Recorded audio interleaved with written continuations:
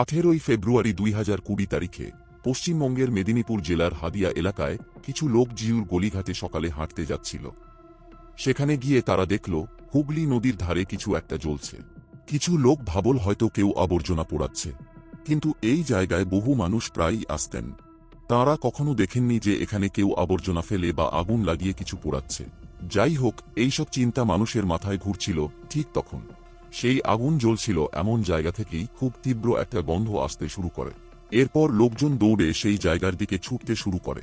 ছুটে গিয়ে তারা দেখতে পায় হয়তো মানুষকেই পুড়িয়ে মারা হয়েছে, এবং ঠিক সেই মুহূর্তে দুইজন লোককেও ওই জায়গা থেকে দৌড়ে পালাতে দেখা যায়। লোকজন তখন তাদের ধরার জন্য পেছনে ছুটে যায়, কিন্তু ওই ছেলেদের ধরা যায়নি। যাই হোক, এরপর সবাই আবার হুগলি নদীর ধারে ফিরে আসে এবং নদীর জল দিয়ে আগুন নেভানোর চেষ্টা করে।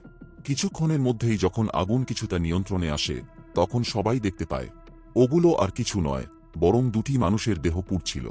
এখন চিনতে পারা খুব কঠিন হয়ে পড়ে। মৃতদেহগুলোর অবস্থা এতটাই খারাপ ছিল যে দেখে বোঝা যাচ্ছিল না এগুলো পুরুষ না মহিলা। এরই মধ্যে কিছু লোক পুলিশকে খবর দেয় এবং দুর্গাচক থানার পুলিশ খুব অল্প সময়ের মধ্যেই সেখানে পৌঁছে যায়। এরপর দুর্গাচক থানার পুলিশ ঘটনাস্থলে দেহ দুটি পরীক্ষা শুরু করে। এই দুটি দেহের মধ্যে একটি দেহ সম্পূর্ণভাবে পুড়ে গিয়েছিল। দেখে বোঝা প্রায় অসম্ভব ছিল এটি একজন পুরুষের দেহ না মহিলার। অন্যদিকে দ্বিতীয় দেহটি অতটা পুড়ে যায়নি। তার মুখ পুড়ে গিয়েছিল, শরীরের কিছু অংশ পুড়েছিল, কিন্তু স্পষ্ট বোঝা যাচ্ছিল যে এটি একটি মেয়ের মৃতদেহ, যিনি সম্ভবত খুব বেশি বয়স্ক নন। এরপর পুলিশ ফরেনসিক দলকে ঘটনাস্থলে ডাকে, কিন্তু দুর্ভাগ্যবশত ফরেনসিক দলের কাছেও কেবল দেখে কিছু বোঝা প্রায় অসম্ভব হয়ে পড়ে। একটু অপেক্ষা করে চ্যানেলটিকে সাবস্ক্রাইব করে আমাদের উৎসাহ বাড়িয়ে তুলুন, আপনাদের সাবস্ক্রাইবের খুবই প্রয়োজন। তো চলুন আবার ঘটনায় ফিরে যাই। আসলে তারা অনেক চেষ্টা করছিল এই মৃতদেহগুলোর মুখ কোনোভাবে চিনে ফেলার, কিন্তু সেটা প্রায় অসম্ভব হয়ে দাঁড়িয়েছিল। তবে খুব অল্প সময়ের মধ্যেই ফরেনসিক দল কিছু গুরুত্বপূর্ণ জিনিস উদ্ধার করে। যেমন সেই মেয়েটির দেহ থেকে, যেটি পুরোপুরি পুড়ে যায়নি, কিছু চুল পাওয়া যায় যেগুলো রং করা ছিল।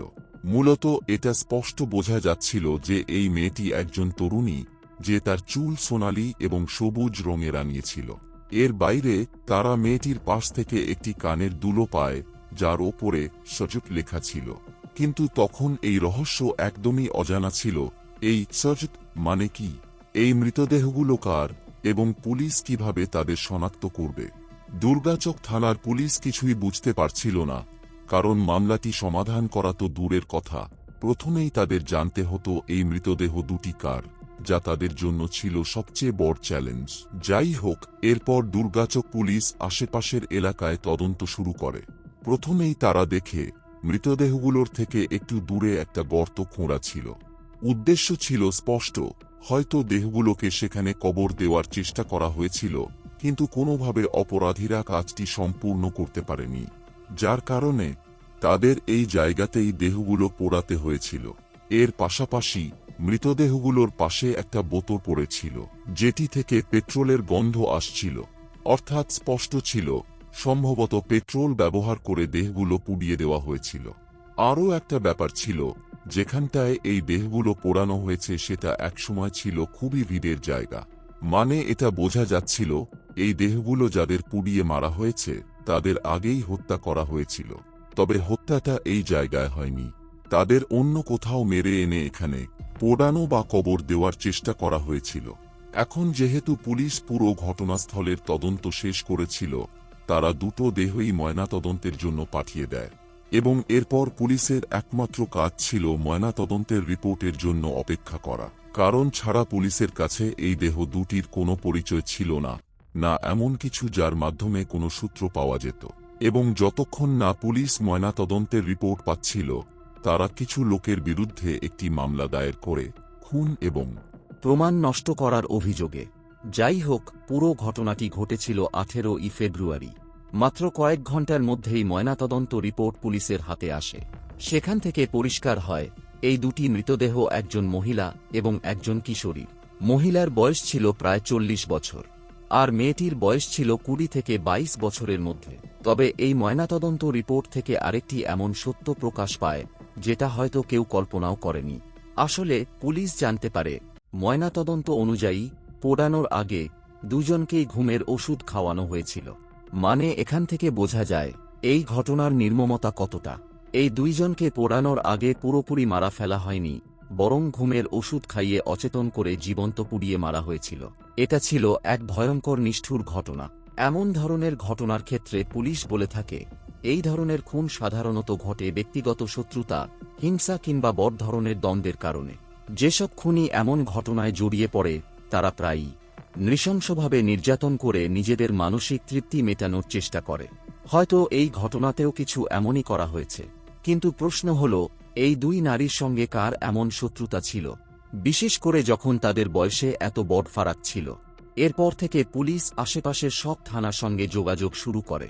তারা সব জায়গায় জিজ্ঞাসা করতে শুরু করে, কি কোনো জায়গা থেকে দুই নারীর নিখোঁজ ডায়েরি হয়েছে কি। একজন প্রায় 40 বছরের, আর একজন 20-22 বছর বয়সী। কিন্তু দুর্ভাগ্যবশত এত কিছুর পরেও পুলিশের কিছুই হাতে এলো না। এটা ছিল খুবই অদ্ভুত যে একটা পরিবারের কেউ নিখোঁজ, অথচ সেই পরিবার কোনো নিখোঁজ ডায়েরি করেনি। এরপরেই পুলিশ সন্দেহ করতে শুরু করল, সম্ভবত এই হত্যাকাণ্ডের পেছনে পরিবারই জড়িত, যার কারণে তারা রিপোর্ট করা দরকার মনে করেনি। যাই হোক, পুলিশের এখন কোনোভাবে জানতে হতো এই দুই মহিলার পরিচয়। এরপর পুলিশ সাহায্য নেয় সোশ্যাল মিডিয়ার। পুলিশ সোশ্যাল মিডিয়ায় পোস্ট করে মেয়েটির রং করা চুলের ছবি, পাশাপাশি মেয়েটির কাছ থেকে পাওয়া দুলের ছবিও পোস্ট করে এবং সমস্ত তথ্য শেয়ার করে। এবং ময়নাতদন্ত রিপোর্ট অনুযায়ী যে তথ্যগুলো পাওয়া গিয়েছিল, যেমন বয়স, ওজন, উচ্চতা, সবকিছুই পুলিশ ওই পোস্টে দেয় এবং সাধারণ মানুষের কাছে আবেদন জানায়, যদি কেউ এমন দুজন পরিচিত ব্যক্তির খোঁজ জানেন যারা দীর্ঘদিন ধরে নিখোঁজ বা এদের সম্পর্কে কিছু জানেন, তাহলে যেন সরাসরি থানায় এসে যোগাযোগ করেন। পুলিশ এই পোস্টটি করে 20 ফেব্রুয়ারি। খুব অল্প সময়েই এই পোস্টটি আশেপাশের এলাকায় খুব ভাইরাল হয়ে যায়, যার ফলে অবশেষে 21 ফেব্রুয়ারি পুলিশ একটি সূত্র পায়। 21 তারিখে পুলিশের কাছে একজনের ফোন আসে এবং সেই ব্যক্তি বলে যে তার দুই আত্মীয়া, দুজনেই মহিলা, অনেকদিন ধরে নিখোঁজ। সে তাদের সাথে যোগাযোগ করারও চেষ্টা করেছে, কিন্তু তাও সম্ভব হয়নি। আর এই দুই নারী সোশ্যাল মিডিয়াতে খুবই অ্যাক্টিভ থাকতেন, কিন্তু অনেকদিন ধরে তারা সোশ্যাল মিডিয়াতেও অ্যাক্টিভ ছিলেন না। এর বাইরে সবচেয়ে বড় ও গুরুত্বপূর্ণ তথ্য পুলিশ পায় যে এই দুই নারী ছিলেন মামে, অর্থাৎ যার বয়স ছিল 40 বছর, তার নাম ছিল রামা দে, এবং যার বয়স ছিল 20 থেকে 22 বছরের মধ্যে, তিনি ছিলেন 22 বছর বয়সী রিয়া দে। এবং এই দুজন দীর্ঘদিন ধরে সোশ্যাল মিডিয়াতে নিষ্ক্রিয় ছিলেন। এটা দেখে সেই আত্মীয় পুলিশকে ফোন করেছিল। এর পাশাপাশি পুলিশ জানতে পারে যে এই মামের বাসস্থান ছিল পশ্চিমবঙ্গের নিউ ব্যারাকপুরে। এখন এই ঠিকানা নিয়ে পুলিশ 22 ফেব্রুয়ারিতেই নিউ ব্যারাকপুরে পৌঁছে যায়। সেখানে তারা আশেপাশের লোকজনকে এই দুজনের ছবি দেখাতে শুরু করে। আসলে যে ব্যক্তি পুলিশকে ফোন করেছিল তার থেকেই পুলিশ তাদের সোশ্যাল মিডিয়া প্রোফাইল সংগ্রহ করে। সেখান থেকে তাদের ছবি পাওয়া যায় এবং সেই ছবি নিয়ে পুলিশ 22 তারিখেই পৌঁছে যায় নিউ ব্যারাকপুরে। যাই হোক, কিছু মানুষ ওই ছবি দেখে পুলিশকে তাদের ঠিকানা জানায়, নির্দিষ্টভাবে তাদের বাড়ির ঠিকানা। যখন পুলিশ কিছুক্ষণ পর ওই বাড়িতে পৌঁছায়, তারা দেখে যে বাড়িটি তালাবদ্ধ এবং সত্যিই ওই বাড়িতে মামেয়কে ছাড়া কেউ থাকত না। এটা প্রতিবেশীরা পুলিশকে বলে। তারা জানায় যে এই মামেয়ের কাছেই পরিবারের কিছু সদস্য থাকলেও তারা এখানে আলাদা থাকতেন। মানে, না পরিবার থেকে কেউ তাদের সঙ্গে দেখা করতে আসত, না তারা পরিবারের কারো সঙ্গে যোগাযোগ রাখতেন। যদিও আশেপাশে তাদের আসল পারিবারিক বাড়ি কোথায় বা তাদের প্রকৃত আত্মীয়রা কে, এটা কেউই জানত না।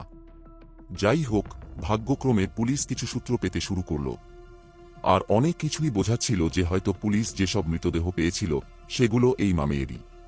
এরপর পুলিশ প্রতিবেশীদের কাছ থেকে মা ও মেয়ের ফোন নম্বর সংগ্রহ করে, যাতে তাদের লাইভ লোকেশন ট্র্যাক করা যায়, আত্মীয়দের সঙ্গে যোগাযোগ করা যায় অথবা তাদের কল ডিটেল রেকর্ড সব বের করা যায়। এবং পুলিশ ঠিক সেটাই করে। তখনও নিশ্চিত করে বলা যাচ্ছিল না যে এই দুই মৃতদেহ রিয়া এবং রামারি, কিন্তু তারপরও পুলিশ প্রতিবেশীদের কাছ থেকে তাদের সমস্ত তথ্য সংগ্রহ করে।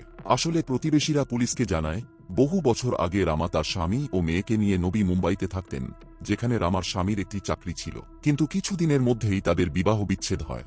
এরপর 2017 থেকে 2017 সালের মধ্যে রামা তার মেয়েকে নিয়ে পশ্চিমবঙ্গে ফিরে আসেন। কিন্তু পশ্চিমবঙ্গে আসার পর তারা রামার পিত্রালয় না থেকে আলাদা একটি ফ্ল্যাট নেন, যা ছিল হারিয়াতে। কিন্তু এসব ঘটনার কারণে রিয়ার পড়াশোনা ঠিকঠাকভাবে শেষ হয়নি এবং সে দ্বাদশ শ্রেণীতে ফেলও করে, যার কারণে তারা আবার ফিরে আসে এবং ঠিক করে যে রিয়া নিউ ব্যারাকপুরের একটি হাই স্কুল থেকে আবার স্কুলিং শেষ করবে। কিন্তু রিয়া মনে করত নিউ ব্যারাকপুর পর্যন্ত যাতায়াত খুব বেশি কষ্টকর, যার কারণে সে নিজে নিউ ব্যারাকপুরেই একটি আলাদা ফ্ল্যাট নিয়ে থাকতে শুরু করে।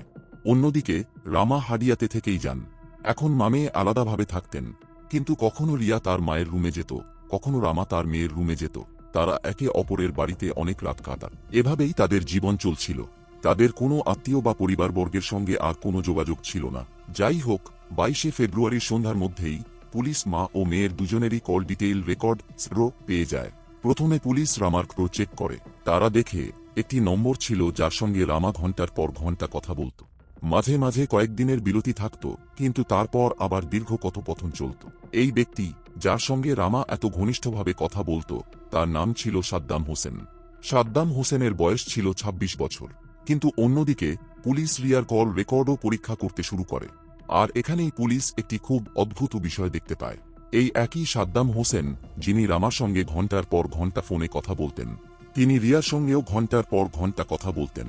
এই পুরো ব্যাপারটাই পুলিশের কাছে খুব অস্বাভাবিক মনে হয়। কিভাবে একজন ব্যক্তি একই সঙ্গে মা ও মেয়ের সঙ্গে এত দীর্ঘ সময় ধরে যোগাযোগ রাখতে পারে? এখান থেকেই পুলিশের সন্দেহ জন্মায় সাদ্দামের ওপর। যাই হোক, এরপর পুলিশ সাদ্দামের খবর বের করে এবং একই সঙ্গে চেক করে তার লাইভ লোকেশন, যে রাতে এই ঘটনা ঘটেছিল সেই 17 ফেব্রুয়ারির রাতে ঠিক কোথায় ছিল সে। আর পুলিশ একদম অবাক হয়নি এটা দেখে, কারণ তারা এমন কিছু আশাই করছিল। 17 ফেব্রুয়ারির রাতে রিয়া, রামা ও সাদ্দাম হোসেন তিনজনই একসঙ্গে ছিলেন। এখান থেকে পুলিশের সন্দেহ আরও গভীর হয় সাদ্দামকে ঘিরে। আসলে সাদ্দাম নিউ দুর্গাচক কলোনির বাসিন্দা ছিল এবং সে একজন লেবার কন্ট্রাক্টর ছিল। অর্থাৎ সে ছিল এক ধরনের নির্মাণ কাজের ঠিকাদার। এখন এই সমস্ত প্রমাণ সংগ্রহ করার পর পুলিশ বুঝতে পারে যে তাদের এখন সাদ্দামকে গ্রেপ্তার করতে হবে এবং আরও তথ্য তার কাছ থেকেই পাওয়া যাবে। এই চিন্তা করে 23 ফেব্রুয়ারি পুলিশ পৌঁছে যায় সাদ্দামের বাড়িতে। কিন্তু তারা দেখে যে সাদ্দাম বাড়িতে নেই, বরং সে হাসপাতালে ভর্তি হয়েছে। এরপর পুলিশ সরাসরি হাসপাতালে চলে যায়। কিন্তু সেখানে গিয়ে দেখে সাদ্দামের তেমন কোনো গুরুতর আঘাত নেই। যখন তারা ডাক্তারের সঙ্গে কথা বলে, ডাক্তার জানায় যে তার শরীরে শুধু কিছু হালকা আঁচড় আছে। মানে সম্ভবত সাদ্দাম বুঝে গিয়েছিল যে পুলিশ খুব শিগগিরই তাকে ধরে ফেলবে, আর সেই কারণেই সে নিজেই হাসপাতালে ভর্তি হয়ে লুকানোর চেষ্টা করেছিল। কিন্তু সেখানেও সে ধরা পড়ে যায়। পুলিশ তাকে সেখান থেকেই গ্রেপ্তার করে এবং সরাসরি থানায় নিয়ে আসে। জিজ্ঞাসাবাদের সময় প্রতিটি অপরাধীর মতো সাদ্দাম নিজেকে বাঁচানোর জন্য আপ্রাণ চেষ্টা করে। কিন্তু যখন পুলিশ তাকে 17 ফেব্রুয়ারির লাইভ লোকেশন দেখায় এবং একটু কঠোরভাবে জেরা শুরু করে, তখন সাদ্দাম ভেঙে পড়ে এবং সব স্বীকার করে নেয় কিভাবে পুরো ঘটনা ঘটেছিল এবং কেন সে এভাবে দুজনকে নির্মমভাবে হত্যা করেছিল। আসলে সাদ্দাম জানায় যে যখন রিয়া নিউ ব্যারাকপুরে পড়াশোনা শুরু করেছিল, সেই সময় রামা একা বাড়িতে থাকত এবং সময় কাটানোর জন্য সে একটি ফেসবুক অ্যাকাউন্ট খুলেছিল। অল্প কিছুদিনের মধ্যেই রামা ও সাদ্দামের মধ্যে ফেসবুকে বন্ধুত্ব হয়। তারা চ্যাট করতে শুরু করে, এরপর ফোনেও কথা বলা শুরু করে। কিছুদিন পর যখন সাদ্দাম জানতে পারে যে রামা তার খুব কাছেই থাকেন, তখন সে প্রায়ই তার বাড়িতে যাওয়া শুরু করে। আর যদি কিছু রিপোর্ট যদি সত্যি হয়, তাহলে সম্ভবত শারীরিক সম্পর্ক, ঘনিষ্ঠতা এসবও শুরু হয়ে গিয়েছিল তাদের মধ্যে। এর বাইরে রিয়া মাঝে মধ্যেই হাদিয়াতে তার মায়ের কাছে যেত। একদিন যখন সে তার মায়ের ঘরে ঢোকে, তখন দেখে সাদ্দাম সেখানে বসে আছে। রিয়া ভাবে হয়তো সাদ্দাম তার মায়ের বন্ধু এবং সেই কারণে সেও তার সঙ্গে হালকা আলাপচারিতা শুরু করে। যাই হোক, এরপর রিয়া বাড়ি ফিরে আবার ফেসবুক ব্যবহার করতে শুরু করে এবং সেখানে সে সাদ্দামকেও দেখতে পায়, যাকে সে এক ফ্রেন্ড রিকোয়েস্ট পাঠায় এবং তারপর তাদের মধ্যে চ্যাটিং শুরু হয়।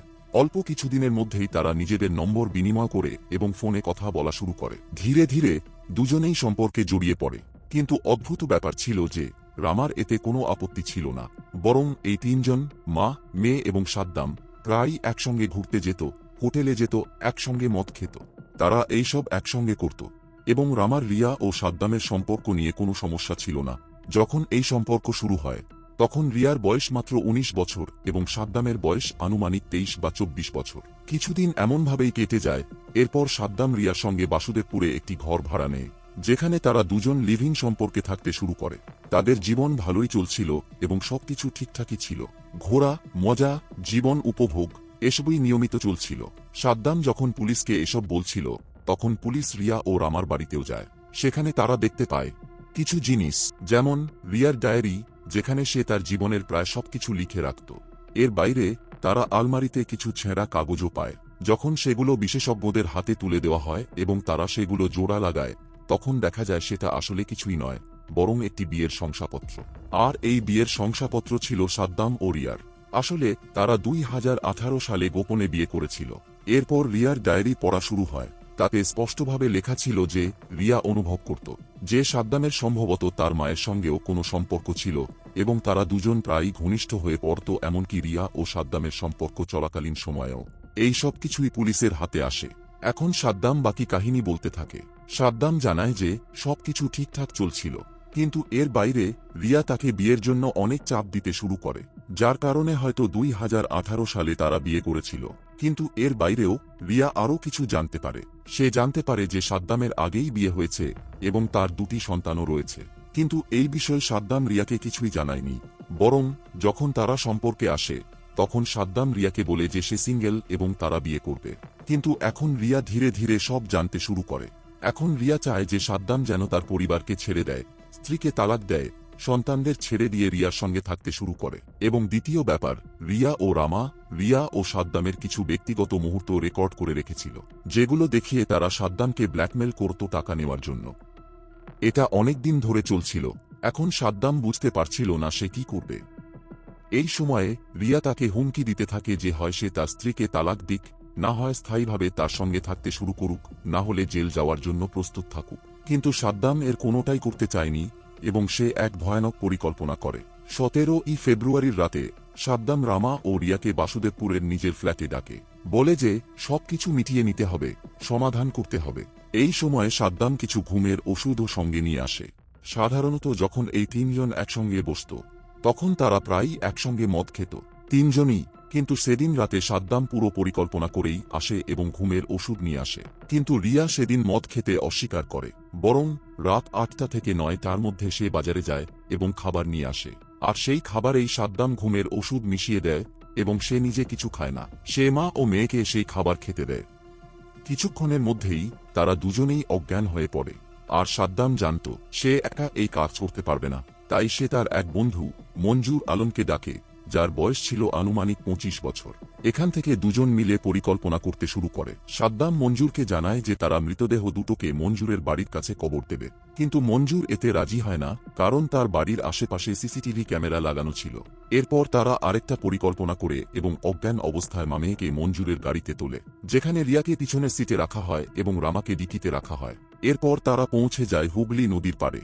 তাদের দুটো পরিকল্পনা ছিল, হয় তারা কবর দেবে, না হয় যদি কবর না দিতে পারে তাহলে জ্বালিয়ে দেবে, যার জন্য তারা একটি পেট্রোল ভর্তি বোতলও সঙ্গে নিয়ে এসেছিল। গভীর রাতে যখন হুগলি নদীর পাড়ে কেউ ছিল না, তখন তারা মৃতদেহ দুটো গাড়ি থেকে নামিয়ে গর্ত খোঁড়া শুরু করে।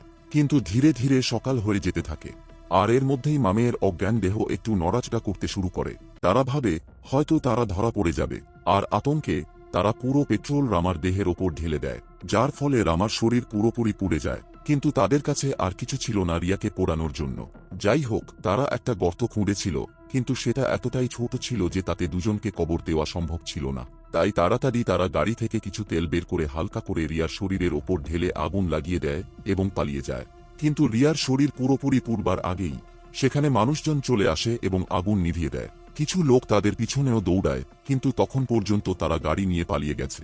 সাদ্দাম জানায় যে হয়তো সে রিয়ার সঙ্গে থাকা প্ল্যান করছিল, কিন্তু সে জানতে পারে যে রিয়া আরেকজনের সঙ্গেও সম্পর্কে জড়িয়ে আছে, যার কারণে সে দুজনকেই সরিয়ে দিতে চেয়েছিল। কিন্তু দুজনেই তাকে প্রচণ্ডভাবে ব্ল্যাকমেল করছিল, যার কারণে তাকে এই ভয়ানক পদক্ষেপ নিতে হয়। যাই হোক, মঞ্জুর আলমের নাম আসার পর তাকেও 23 ফেব্রুয়ারি গ্রেপ্তার করা হয়। এরপর 27 ফেব্রুয়ারি পুলিশ আরও একজনকে গ্রেপ্তার করে, যার নাম ছিল সুখদেব দাস, কারণ সে প্রমাণ বিকৃত করার চেষ্টা করছিল। এরপর কিছুদিন কেটে যায় এবং পুলিশ জানতে পারে এই কেসে আরেকজন জড়িত, নাম ছিল আমিনুর হোসেন, এবং সেও প্রমাণ লোপাটের চেষ্টা করছিল। এরপর এই চারজনকেই গ্রেপ্তার করা হয়। কিন্তু রিয়া ও রামা যেভাবে তাদের জীবনের মূল্য চুকিয়েছে, হয়তো কোনো না কোনোভাবে, অল্প হলেও, তার জন্য তারাও দায়ী ছিল। যদিও এই পৃথিবীতে কেউই এমন ভয়ানক মৃত্যুর যোগ্য নয়, তবু হয়তো কোনোভাবে তাদেরও সামান্য ভূমিকা ছিল এই পরিণতির পেছনে। আপনাদের এই ধরনের ঘটনা শোনানো কখনই কারো অনুভূতিতে আঘাত দেওয়ার উদ্দেশ্যে নয়। আমি শুধু চাই আপনারা এই ধরনের মানুষদের থেকে সতর্ক থাকুন, যেমনটা আমরা এই কাহিনীগুলোতে দেখি। আমি সত্যিই আশা করি আপনারা ভালো থাকবেন, নিজের খেয়াল রাখবেন। দেখা হবে পরের ভিডিওতে। আর হ্যাঁ, সাথে থাকতে ভুলবেন না, সাবস্ক্রাইব করতে ভুলবেন না।